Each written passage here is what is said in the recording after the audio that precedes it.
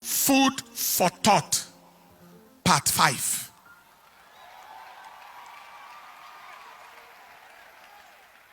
There are people wondering why the church or church leaders should be bothered about governance or politics.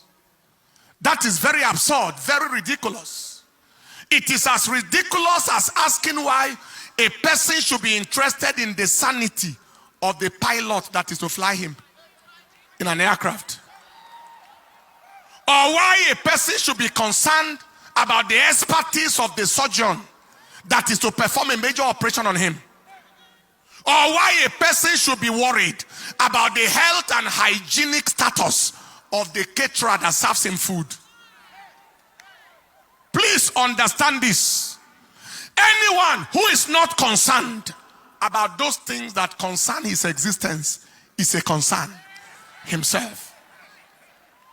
The silence of good people is more wicked than the actions of bad people.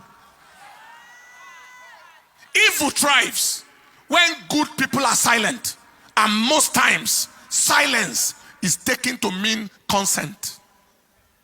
No one is permitted to keep silent when their destiny is being decided. You don't keep quiet or silent when your destiny or your welfare is being decided. To keep quiet when your destiny is being decided, like in a political setting, is to end with an outcome that may not be desirable. Now, why should the church people, church leaders, and the society at large be interested in politics and governance? Why should we be interested in who heads the government? First, government make policies, and policies affect the society, and the church is part and parcel of society. So everyone in society, the church and her members inclusive, are at the receiving end of government policies. Second, government's failure places a high burden of care on the church as a religious and charity institution. For example, when people can't pay their children's school fees, house rent, etc., it is not the government they go to for help. It is the church they come to. When a person's loved ones get kidnapped, the church most times is their first point of call for prayer and emotional support. And someone says the church should not be interested.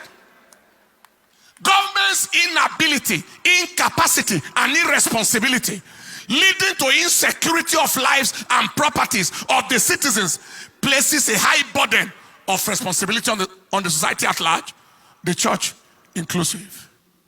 Government's policies and actions, listen to this, that forbid religious freedom and facilitate religious persecution and intolerance, especially against Christians and the church, pose very great existential threat to the church. They are against the very life of the church, aimed at reducing or possibly eliminating the Christian population in Nigeria. And somebody say we shouldn't be interested.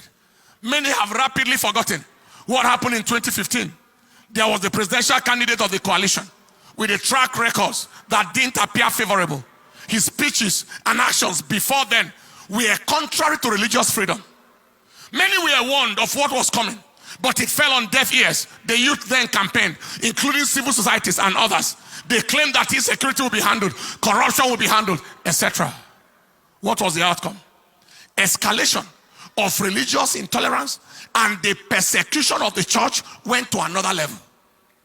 According to Stephanos Foundation, headquartered in Jos, between 2016 and 2021, over 5,878 people, mainly Christians, in Christian territories were killed by terrorists in terrorist attacks. Between 2016 and 2021, over 10,715 people, mainly Christians in Christian territories again, were killed by herdsmen, as against 3,041 killed between 2010 and 2015. See the difference. Between 2016 and 2022, there were 11,362 recorded cases of kidnapped persons across the country. Many more are beyond record. This is against minimal, insignificant record of kidnapping before that time. Today, Some people say church should not be bothered. When out of the 3 frontline presidential candidates, 2 of them are likely to further anti-church, anti-Christian, and in fact, anti-society agenda. One of the candidates is of the same ethnicity, religion, and region as the current leader, under whose watch the nation has experienced such level of unbelievable insecurity, mostly against the church and generally against all.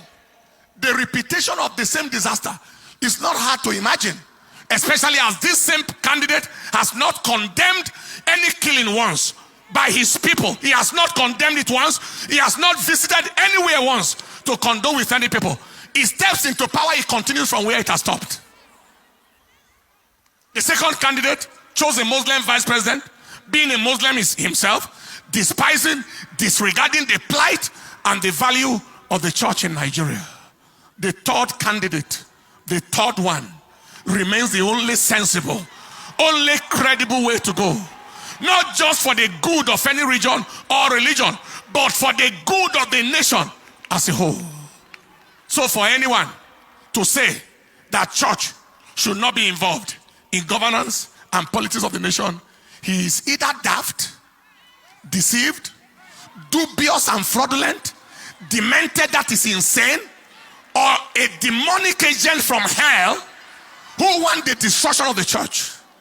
Friend, you have been shown the way. Did you see the way? You have been shown the way. Follow the way. Go out and vote. Do all you can to ensure that your vote counts. God bless Nigeria. Stand up on your feet.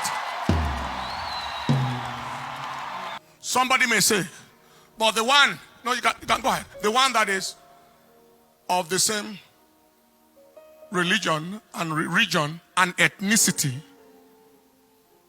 as the current leader of the nation has a Christian gentleman vice presidential candidate. Somebody may say that. Don't forget that that was our situation in 2015. There was the Christian gentleman, pastor in a denomination. Many people voted in that time because of the vice president. From the region where he has come from, we came from, they voted. The denomination, the Christianity voted, Pentecostal cycles voted, and his denomination voted with the hope that he is there, and that means that there is hope. Question: what difference has been made? Brutal question. To what extent was he able to stop insecurity, to stop the massive killings, the massive persecutions, and the massive anti-religious agenda against Christianity? What extent? But I want you to notice that every time they gave him the opportunity to act as acting president, things rapidly changed. Things rapidly changed.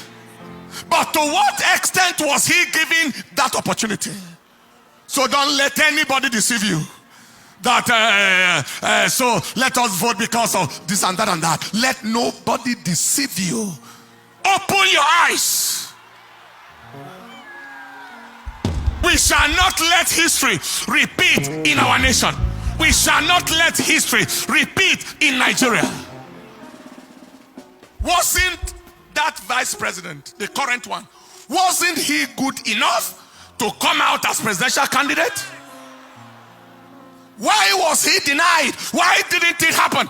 Because a demonic agenda must still continue, which is being frustrated right now. Are you hearing what I'm saying? Because they deceive, people deceive themselves, and we deceive ourselves a lot. All you need to do to face the future is to think about the past. What has happened before, it gives an idea of what is likely to happen before. Don't let anybody deceive you. The frontline people, the arrowheads, are the people to consider right now in terms of who gets up there. I believe you have heard. Help me tell people, have you heard?